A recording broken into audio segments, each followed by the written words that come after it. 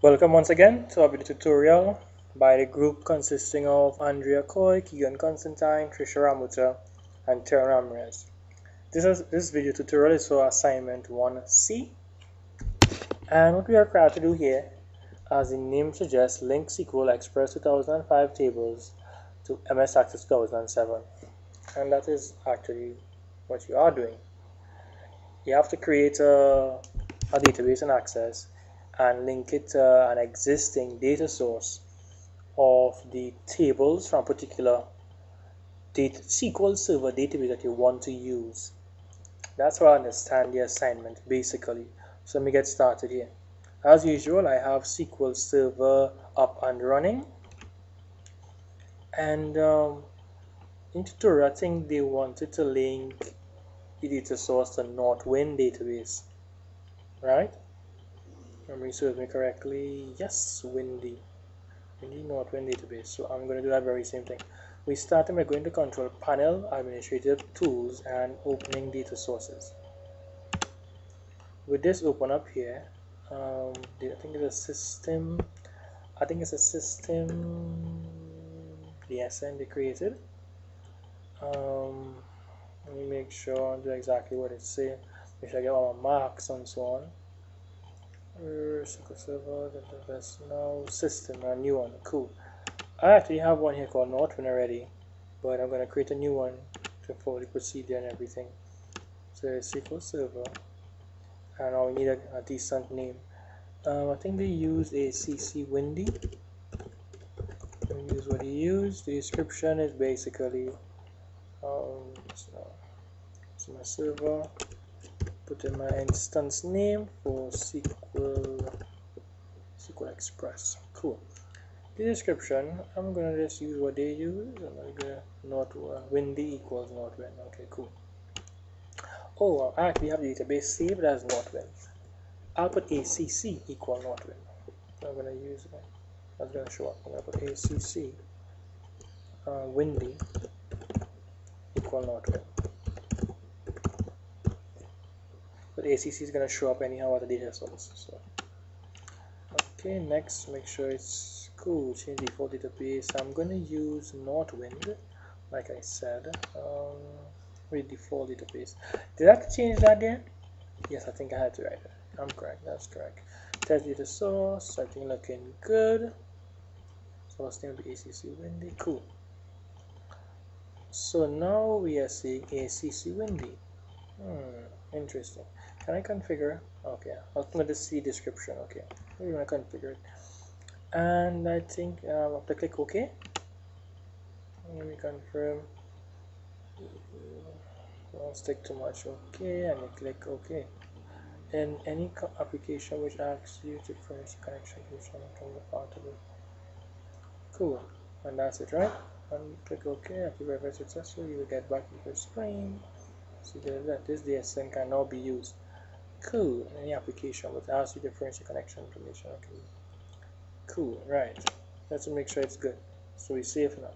So now what I'm gonna do, open up Access, create a blank database. I'm gonna call it assignment 1C.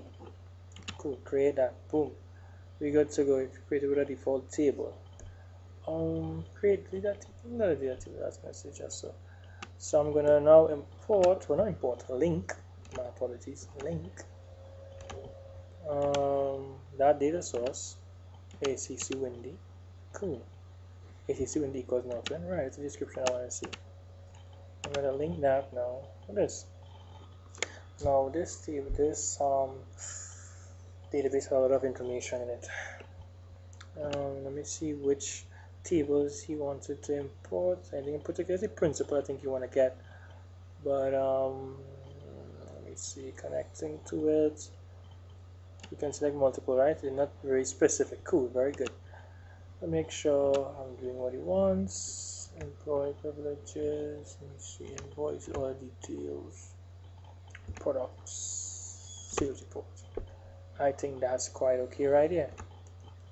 So right, this is the unique, select unique record identifier.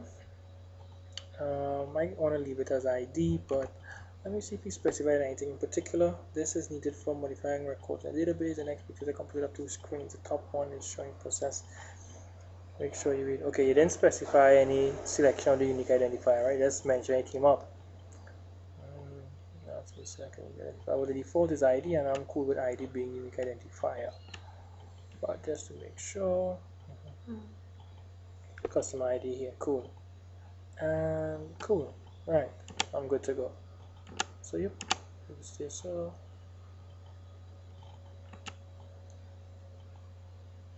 Are you for all of them? Oh yeah, for different tables. Right. So cool. So these are the tables we were talking about. You see, next thing is talking about. See them all here. When you check them, when you click OK, this would allow you to like edit it in the tables elsewhere, and it should be updated automatically. But that's what your name says. Select the linked tables to be updated, more or less. Essentially automatically. So check it and refresh, right? My apologies. So that's what's gonna happen. Close. The next thing we're supposed to do would be go to the design view.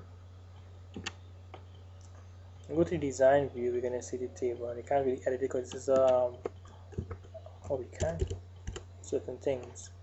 Isn't that what the prompt was supposed to be? Bring this over again. It's linked. Can't be modified. Okay, cool. What? Okay, cool. It can be modified. Thank you very much. So, and the next thing is to go to database tools and show the relationships that we can. We add this. Select.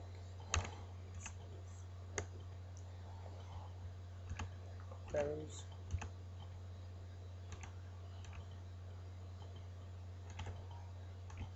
And then you see all the tables. And click close. And now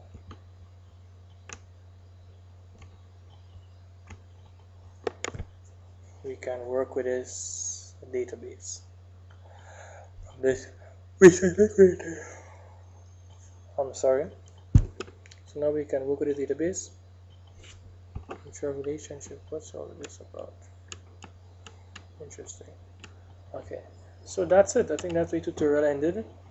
To show that we had the ability to single display, filter by group tables and related views. I didn't click on that. Let me just, I think it's this here.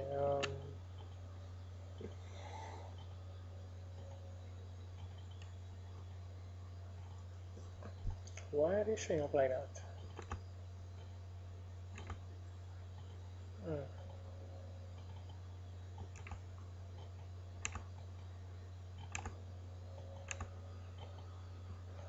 Okay, I just don't know why that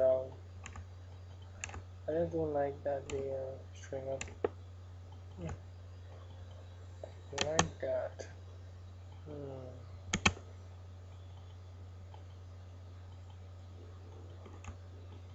Cool, that's what I want to see.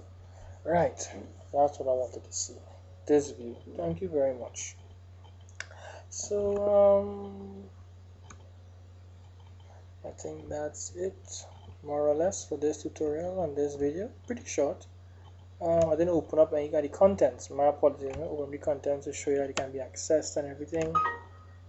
Let's see the table. Let me see the table now. Yes. Access and see reputation table. Continue. Yes.